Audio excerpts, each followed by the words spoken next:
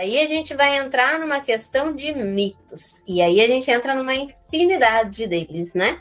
Temos aqui, ó, Vênus, Saturno, né? Então, qual foi a contribuição dos gregos? Muitas, né? Temos ali toda a referência do mito de Vênus, por exemplo, a deusa da beleza, do amor. Olha como ela expressa essa relação de beleza, de encantamento, né? De uma leveza, uma coisa encantadora. Olha o poder de Saturno, o tempo na mão dele, né? O Cronos. Então tem toda essa relação dos mitos com cada signo, com a simbologia do signo. E isso também nos ajuda a entender esses signos, esses arquétipos. Então, quando a gente entende todo esse encanto que eles tentavam passar aqui com o mito de Vênus, por exemplo, da Afrodite, a gente entende o que a gente está falando quando a gente trata desse lado de arte, do touro, do Libra, que tem essa relação com Vênus. O que a gente está tratando quando a gente fala da relação com o outro. Afrodite é a deusa do amor, então eu preciso da relação com o outro, eu preciso do envolvimento com o outro.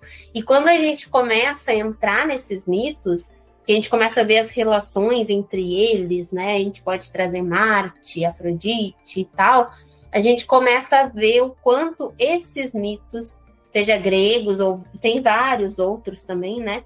O quanto eles carregam desses arquétipos, desses signos. Então também enriqueceu muito, contribuiu muito para a astrologia todo esse conhecimento grego e de diversos mitos.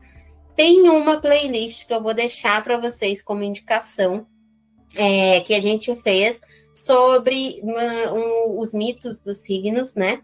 E aí eu comentei um pouquinho sobre cada um dos signos, tratando de um desses mitos, são vários.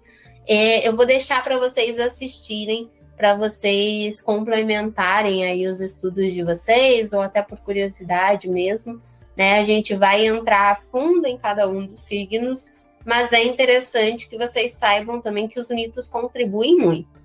Flávia, estuda os mitos primeiro e depois os signos, estuda os signos primeiro e depois os mitos. Te aconselho a estudar o signo primeiro e depois os mitos. Porque quando você tem o conhecimento do signo, e você olha para o mito, você já olha com um olhar mais ampliado. Lembra lá da consciência que a gente falou no início da aula?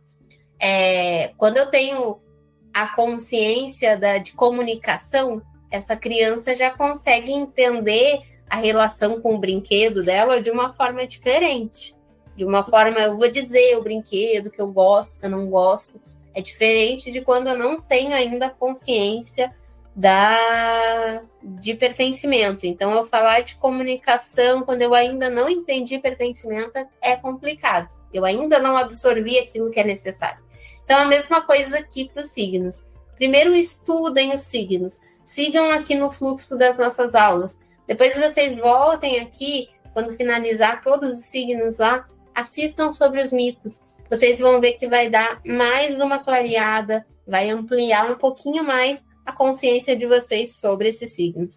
Além disso, contribuição dos gregos, né? Escola na ilha de Kos, por volta de 640 a.C., a gente já tem estudos astrológicos aqui nessa escola. A gente está falando de 640 a.C., é muito tempo atrás. Então, eles já tinham uma organização desses estudos, né?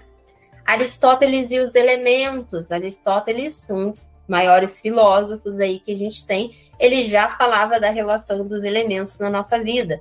Hipparco e a processão dos equinócios, também a gente tem essa contribuição aqui. Quando a gente fala da precessão dos equinócios, é um estudo também bem mais aprofundado, mas saibam que foram os gregos que trouxeram aí essa contribuição. A gente fala disso mais à frente. E Ptolomeu e a codificação da astrologia também, né? Então, também foi uma contribuição grega bem importante.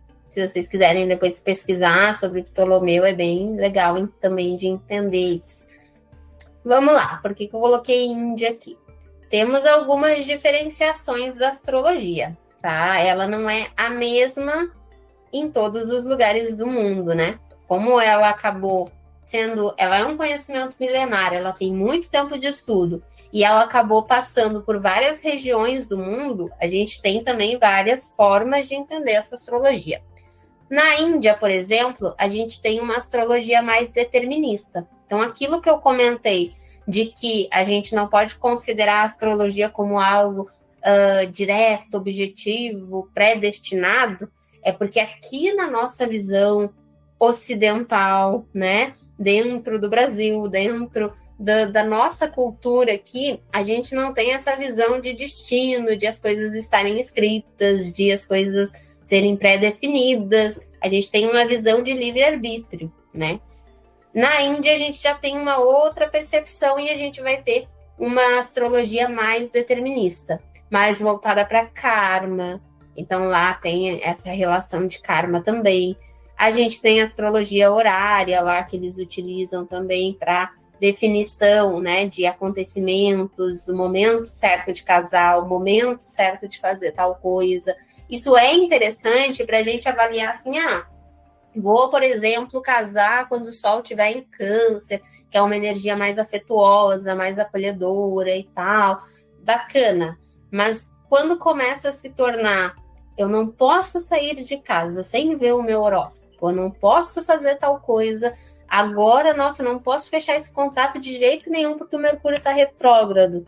Aí a gente já está falando de uma posição mais determinista, sabe? De uma coisa que você começa já a deixar o seu livre-arbítrio de lado e focar em enxergar só ali o astro que está acontecendo, o movimento que está acontecendo. Então, aqui também tem uma diferenciação, né? A gente tende a trabalhar mais com o nosso livre-arbítrio. Então, eu posso assinar o contrato, sim, com o Mercúrio retrógrado, mas eu sabendo que o Mercúrio retrógrado traz mais dificuldade, eu vou analisar melhor esse contrato, eu vou ler com mais calma, vou avaliar de uma outra forma. Então, tem formas da gente fazer isso. E a astrologia védica, que é bem diferente da nossa, né? É diferente mesmo, assim, até o formato do mapa, ao invés de ele ser redondo, ele é quadrado, ele tem diferenças ali na forma da distribuição. Também é uma astrologia que desperta bastante interesse, bastante curiosidade, e é uma astrologia à parte, né? Vocês têm aí um conhecimento todo diferenciado, então é uma outra maneira de entender a astrologia. Na China também, né? Aqui também dá para a gente ver bem diferente, são animais que a gente tem para cada signo, então a representação por animais. Astrologia lunar, eles utilizam muito lá o calendário lunar. O mito de Buda tem também a relação desse mito, para vocês verem como tem os mitos que os gregos deixaram, tem um mito que está relacionado lá com a China, com Buda, tem diversas interpretações aí, né, dentro da astrologia chinesa também. Os árabes também deixaram grandes contribuições. A gente tem principalmente para as previsões, né? Eles aperfeiçoaram muito essa capacidade de previsão com a astrologia. Os pontos árabes, do ponto de o ponto da fortuna, o ponto da morte, o ponto de relacionamento, tem pontos para tudo aqui, eles têm cálculos para tudo dentro do mapa. Então, isso é interessante também de ver, né? Mas é bem extenso esse conhecimento também, tem bastante pesquisa, a gente tem muitos autores árabes, né, voltados para a astrologia.